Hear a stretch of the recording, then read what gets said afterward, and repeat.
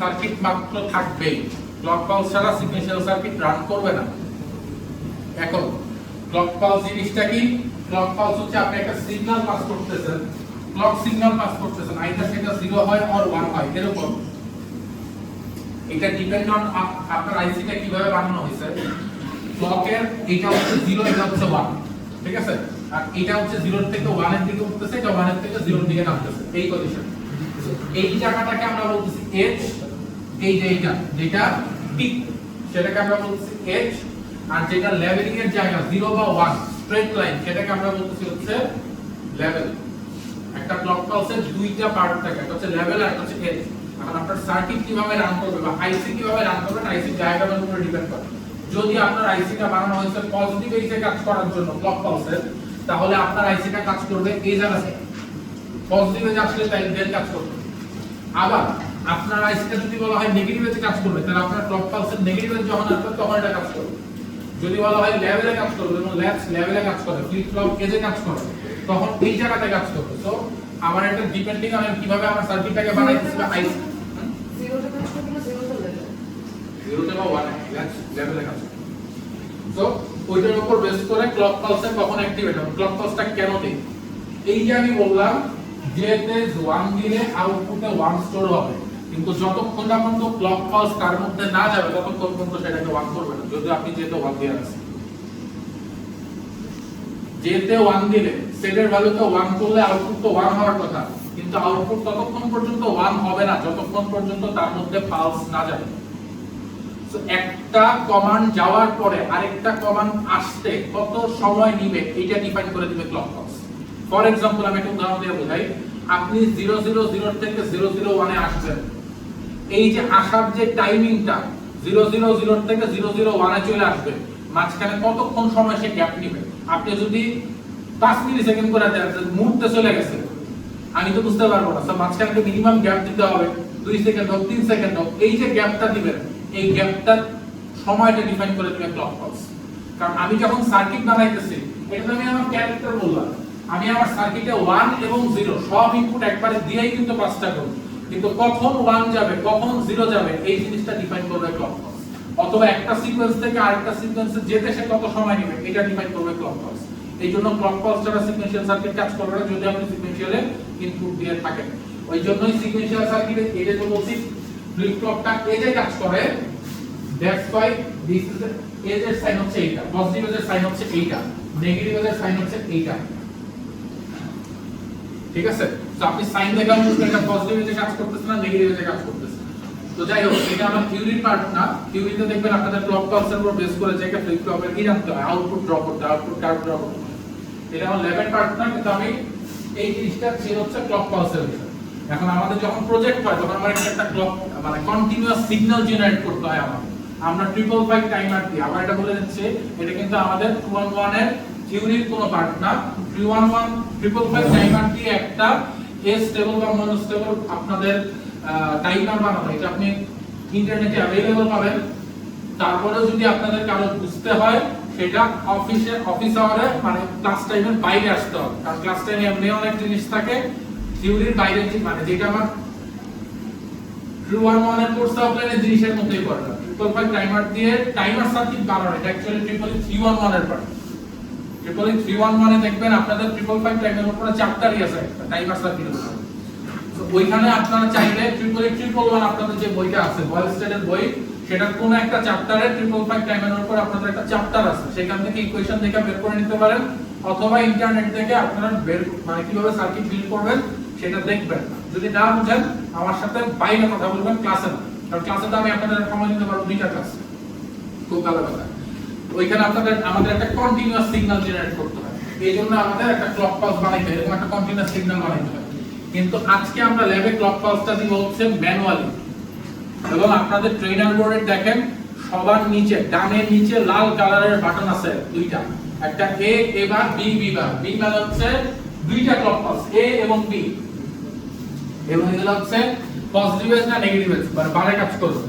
আচ্ছা, এখান থেকে আমরা কানেকশন দিব, এ এবার বা বি বিভাগ থেকে আমরা কানেকশন দিব। কথা বুঝতে পারছি? টোটাল 4টা ক্লক পালস দেওয়ার অপশন আছে এখান থেকে ম্যানুয়ালি পালস দিতে হবে। অর্থাৎ আমি যখন দিব যে এর ভ্যালু 1, দেওয়ার পরে তো তার মানে আউটপুটে 1 স্টোর হওয়ার কথা, স্টোর হবে না। কি করতে হবে, ওই ক্লক পালসের সুইচ একটা প্রেস করতে হবে, প্রেস করলে পালস গেল, তখন সে চেঞ্জ করবে। টেস্ট করবো জিরোতে নাকি ওয়ান মানে স্যার আপনি যদি A থেকে পালস নেন তাহলে এটা প্রেস করবেন, B থেকে নিলে B প্রেস করবেন। মানে চেকে অ্যাক্টিভ করার জন্য ওয়ান লাইক আমাদের প্রবলেমের কিছু নাই। দেখেন D তে 0 দিলে আউটপুট কি আসে, 0 আসে। D তে 1 দিলে আউটপুট 1 আসে। কেন আসে বাসায় গিয়ে বুঝেন। D ফ্লিপ ফ্লপ কে বলা হয় data flip flop. Data flip flop মানে হচ্ছে পরে ইনপুট আপনি যা দিবেন আউটপুট তাই দিবেন। D এর ভ্যালু 0 তে আউটপুট 0, D এর ভ্যালু 1 এ আউটপুট 1। সো আপনার কাছে লেটস সে একটা D ফ্লিপ ফ্লপ আছে। ও ওরে বলছি, হ্যাঁ। এখন আপনি যে ক্লক পালসটা দিবেন, ও আচ্ছা পরে এটা কোথায় বলতে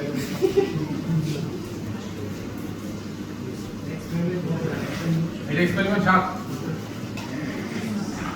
এটা D D D D D flip ফ্লপের ইনপুট কয়টা, একটা। যে কে ফ্লিপ ফ্লপের ইনপুট দুইটা, স্টেট হবে 4টা, ইনপুট একটা। এখন কি করব, আমি একটা ফ্লিপ ফ্লপ কয় বিট ডাটাকে স্টোর করতে পারে, একটা ফ্লিপ ফ্লপ কয় বিট ডাটাকে স্টোর করতে পারে, 1 বিট। কিউ তো কিউ যেটা কিউ বারটা উল্টা আছে, কিউ তো একটা বিট, 1 আর 1 আর 0। একটা ফ্লিপ ফ্লপ 1 বিট ডাটাকে স্টোর করতে হবে, তাহলে আপনার একটা 4 বিট ডাটা প্রয়োজন। অর্থটার সাথে বলতেছি সুন্দরভাবে বুঝা ক্লাসটা লিখো। আমি ইনস্ট্রাকশন দিয়ে আমি নিতেছি ডি ফ্লিপ, এই জন্য আমরা 4টা ফ্লিপ ফ্লপ পাঠাইছি, ঠিক আছে। আচ্ছা ভালো কথা। এখন 4টা ফ্লিপ ফ্লপ বসাইতে হলে একসাথে 4টা, এটাকে আমরা 4 ভাবে কানেক্ট করা যায়, আমরা সিরিজে কানেক্ট করতেছি। আচ্ছা এটার ক্ষেত্রে আমরা কি করব, একটা ফ্লিপ ফ্লপের ইনপুট আর একটা ফ্লিপ ফ্লপের আউটপুট সেট করব, এইভাবে সেটটা করব। ডাটা শিফটিং এর মাধ্যমে এখানে ডাটাটাকে স্টোর করা হইতেছে, এইজন্য আমরা এটাকে বলছি শিফট রেজিস্টার। আর এখানে যেহেতু ক্লক পালস দিতে হবে, আমি প্রত্যেকটাতেই ক্লক পালস দিব, এট এ টাইমে একই ক্লক পালস দিব।